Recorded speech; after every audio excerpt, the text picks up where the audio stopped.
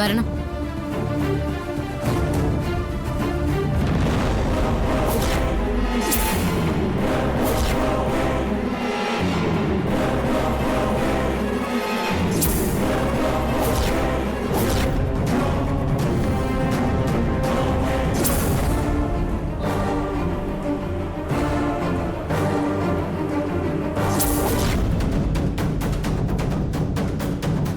വരൂ.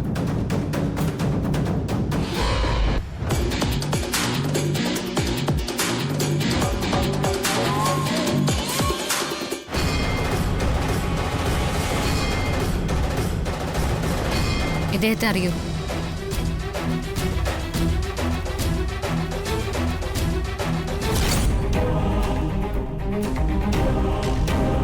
ഇദ്ദേഹമാണ് ജോത്സ്യർ വിശ്വംഭര പണിക്കർ. ദൈവമായിട്ടോ ഇദ്ദേഹത്തെ ഇപ്പൊ ഇവിടെ എത്തിച്ചത്. ആന്റിയും ആന്റിയുടെ മോളും കൂടി എന്നോട് കാണിച്ചതേ വലിയ ചതിയാ. ഈശ്വരന് പോലും പൊറുക്കാൻ പറ്റാത്ത മഹാപാപം.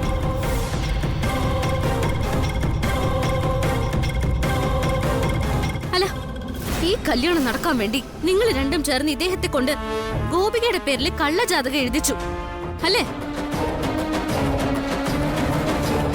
ചോദിച്ച കേട്ടില്ലേ?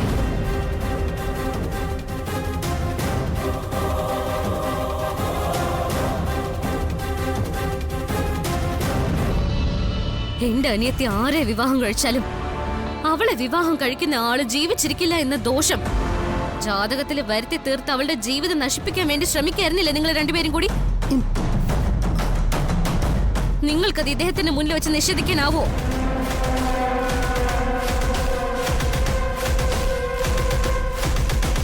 എന്താ രണ്ടാളൊന്നും മിണ്ടാത്തെ? നോവിറങ്ങിപ്പോയോ?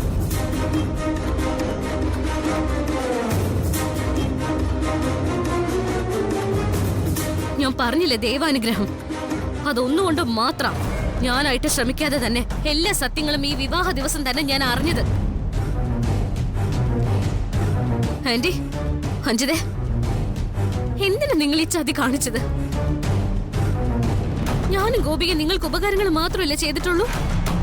അതെന്താ നിങ്ങൾ ഓർക്കാത്തെ? പറ്റില്ല, എനിക്ക് പറ്റില്ല. എന്റെ അനിയത്തെ ചതിക്കാൻ നിങ്ങൾക്കൊപ്പം കൂട്ടു നിൽക്കാൻ എനിക്ക് പറ്റില്ല. ഞങ്ങളുടെ താല്പര്യങ്ങളെക്കാളും ഞാനും ഗോപികയും ഇന്നും കൂടുതൽ പ്രാധാന്യം നൽകിയിരുന്നത് നിങ്ങളുടെ ഇഷ്ടങ്ങൾക്ക് മാത്രമായിരുന്നു. അത് നിങ്ങൾക്ക് നന്നായിട്ട് അറിയാം. എന്നിട്ടും എന്തിനാ ഞങ്ങളെ ഉപദ്രവിക്കുന്നത്?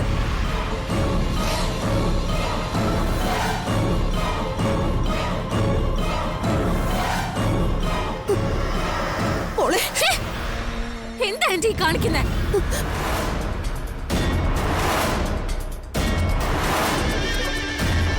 മോളെ, മോൾ എന്നോട് ക്ഷമിക്കണം. മോള് പറഞ്ഞതെല്ലാം ശരിയാ. ഇനിയും കള്ളം പറഞ്ഞ് പിടിച്ചു നിൽക്കാൻ ഞാൻ ശ്രമിക്കുന്നില്ല. പക്ഷെ ഇദ്ദേഹത്തെ കൊണ്ട് ഗോപികയുടെ പേരിൽ ഒരു ജാതകം എഴുതിപ്പിച്ചതിന് പിന്നില് ഒരു കാരണമുണ്ട് മോളെ. അത് നീ അറിയണം.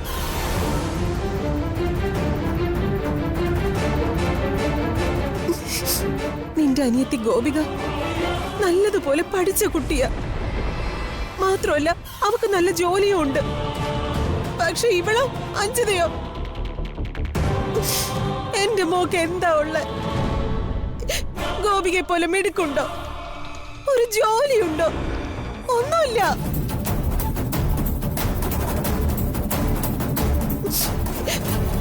അങ്ങനെയുള്ള ഇവൾക്ക് നല്ലൊരു ഭാവി ഉണ്ടാവണമെങ്കിൽ ഏതെങ്കിലും ഒരു പണക്കാരുടെ കുടുംബത്തിലേക്ക് ഇവളെ കെട്ടിച്ചു വിടണം.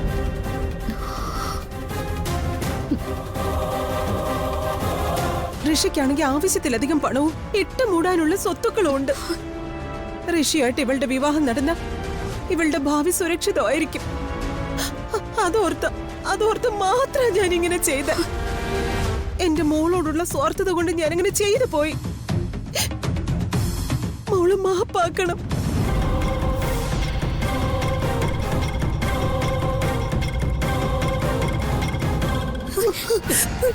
ചേച്ചി എന്നെ രക്ഷിക്കണം ചേച്ചി, എന്റെ ജീവിതം നശിപ്പിക്കരുത്. എഴുന്നേക്ക്. അഞ്ജിത, എഴുന്നേൽക്കാനാ ഞാൻ പറഞ്ഞത്.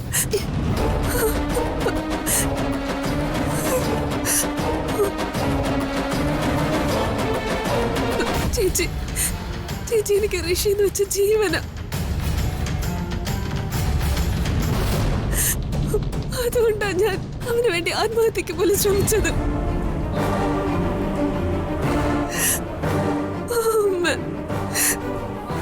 ഋഷി ഇല്ലാതെ എനിക്ക് ജീവിക്കാൻ പറ്റില്ല.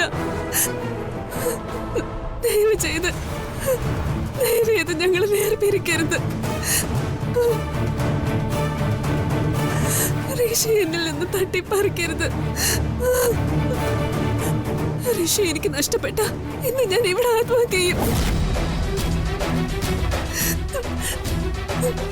സകല ദൈവങ്ങളാണ് സത്യം. ഋഷി ഇല്ലാതെ നിനക്ക് ജീവിക്കാനാകുന്നില്ലെങ്കിൽ നീ ചാകുന്നത് തന്നെയാ നല്ലത്. അന്ന് നീ കെട്ടി തൂങ്ങി ചാകാൻ പോയപ്പോ നിന്നെ തടയാൻ പാടില്ലായിരുന്നു, നിന്നെ രക്ഷപ്പെടുത്താൻ പാടില്ലായിരുന്നു. നീ ചത്തു തൊലയിട്ടെന്ന് കരുതണമായിരുന്നു. എങ്കിൽ എനിക്ക് ഈ പാവം ദേവിക മോളെയും ഗോപികയും ചതിക്കേണ്ടി വരില്ലായിരുന്നു. എല്ലാത്തിനും കാരണം ഇവൾ ഒറ്റൊരുത്തിയ. നീ കാരണം എനിക്ക് ഗതി വന്ന് നീ എന്റെ വയറ്റിൽ തന്നെ വന്ന് പിറന്നല്ലോ. നിർത്ത്.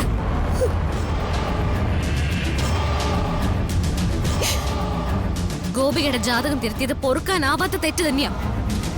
അതിന് ഞാൻ നിങ്ങളോട് ഒരിക്കലും ക്ഷമിക്കില്ല. മോളെ,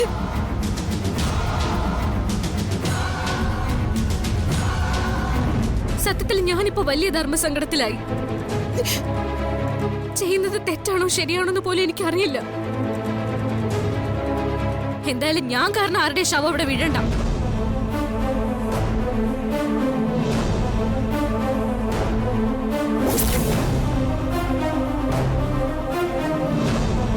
നിങ്ങൾ എന്റെ അനിയത്തിയുടെ ജീവിതം നശിപ്പിക്കാൻ ശ്രമിച്ചെങ്കിലും ഞാനായിട്ട് അഞ്ജിതയുടെ ആഗ്രഹത്തിന് വിലങ്ങ് തടിയാവുന്നില്ല.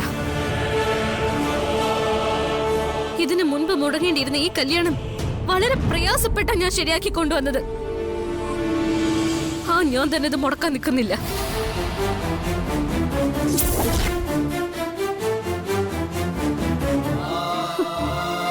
ജോത്സരെ, എന്തൊക്കെ പ്രലോഭനങ്ങൾ ഉണ്ടായാലും ഇനിമേൽ ഇതുപോലൊരു ചതി ഒരാളോട് പോലും കാണിക്കരുത്. സ്വന്തം മനസാക്ഷിയെങ്കിലും വഞ്ചിക്കരുത്.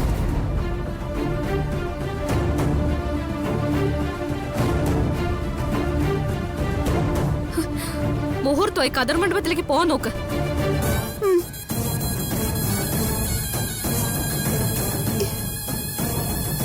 കുഴപ്പമൊന്നുമില്ല.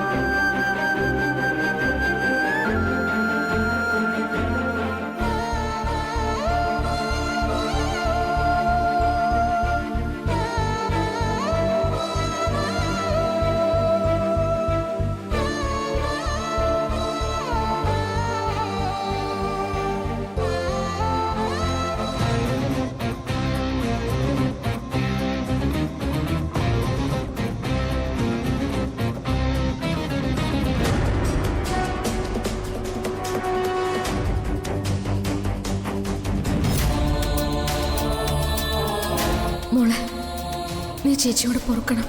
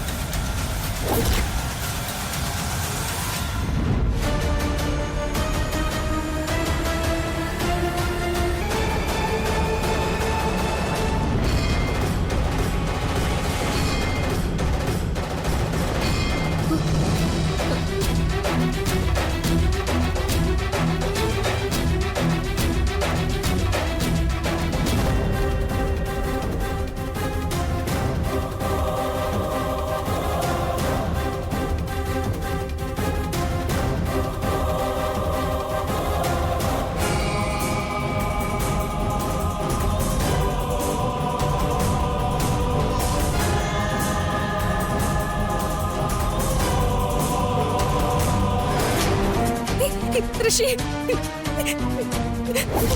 ഋഷി,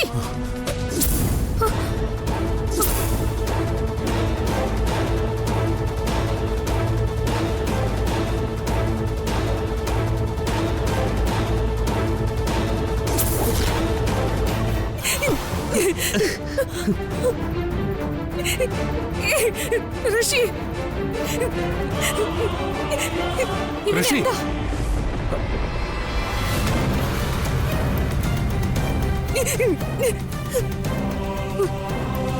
ഋഷി,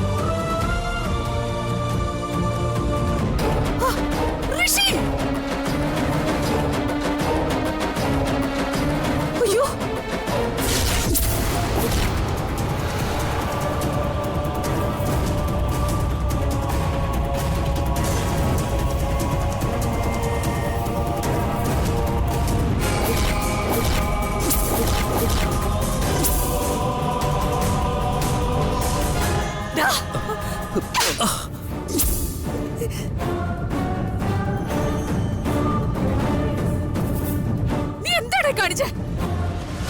എന്ത് മര്യാദ കട നീ പ്രവർത്തിച്ചേ? അഞ്ജിത തന്നെ വിവാഹം കഴിക്കാന്ന് വാക്ക് തന്നിട്ട് ഇപ്പൊ നീ ഞങ്ങളുടെ മുന്നിൽ വെച്ച് തന്നെ ഇവളുടെ കഴുത്തിൽ താലി കെട്ടിയല്ലേ?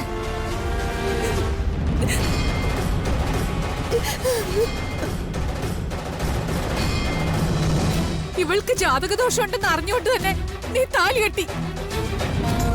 ഞങ്ങളെയൊക്കെ ചതിച്ചുകൊണ്ട്, ഞങ്ങളെയൊക്കെ നിഷേധിച്ചുകൊണ്ട് ഇവളെ താലി കെട്ടാനുള്ള ധൈര്യം നിനക്ക് എവിടുന്ന് വന്നടാ?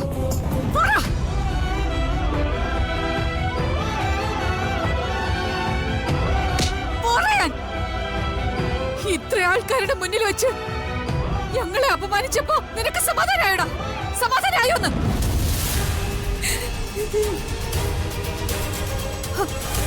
മഹേട്ട എന്താ ഒന്നും മിണ്ടാത്തെ? ഇനി ഞാനെന്ത് പറയാനാ? നമ്മളെ വിഡ്ഢികളായിക്കൊണ്ട് അവന്റെ ആഗ്രഹം സാധിച്ചില്ലേ? നമ്മൾ തോറ്റുപോയില്ലേ? നാണം കിട്ടില്ലേ?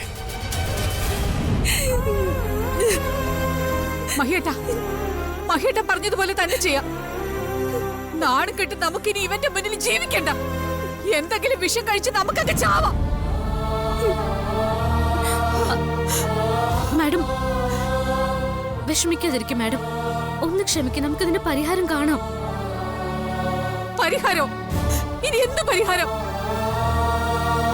ഇവൻ ഗോപികയുടെ കഴുത്തിൽ താലി കെട്ടി കഴിഞ്ഞില്ലേ?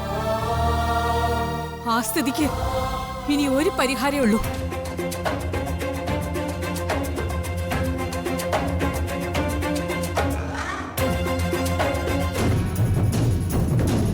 ഇവൻ ഗോപികയുടെ കഴുത്തിൽ കെട്ടിയ താലി തിരികെ അഴിച്ചെടുക്കണം.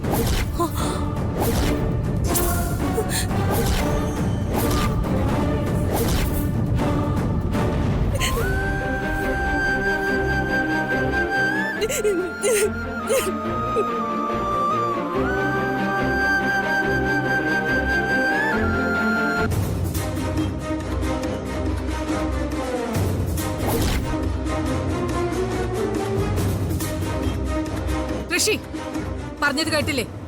താലി അഴിച്ചെടുക്ക.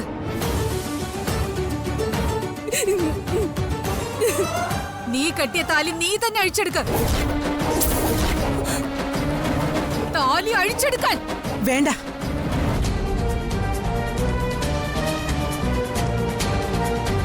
ഇനി ഈ താലി അഴിച്ചെടുക്കാൻ പാടില്ല. അമ്മേ, അമ്മ എന്താ ഈ പറയുന്നേ? ജാനകി, താലി പവിത്രമാണ്. തോന്നുമ്പോ കെട്ടാനും വാശിയുടെ പുറത്ത് അഴിച്ചെടുക്കാനുള്ളതല്ല. ഇത് ഈശ്വര നിശ്ചയമാണ്. അതുകൊണ്ടാണ് ഈ മുഹൂർത്തത്തിൽ തന്നെ ഋഷി ഗോപികയുടെ കഴുത്തിൽ താലി കെട്ടിയത്.